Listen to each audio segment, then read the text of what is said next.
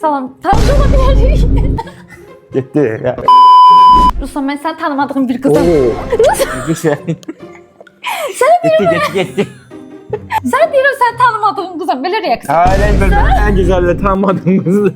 Elə sən çöldəsən, gəzirsən. Gəl, gəzə-gəzə mən də sən tanımadığım bir qızam. Salam Cavan oğlan, tanışmaq olar. Ruslan! Həqiqətən çöldə gəzirsən və məni tanımırsan da, mən də kənardan biri kimi yaxınlaşıram. Necə reaksiya verəcəksən? Salam Cavan oğlan. Salam hayatım, necəsən? Bu illərdir bu anı gözləyirəm, kimsə mənə yaxınlaşsın. Yakışırsa. Get. Reallıq var ki, belə bir şey var. Ruslan, Kim ciddi ol. yaxınlaşıb da Cavan oğlan, necəsən? Salam.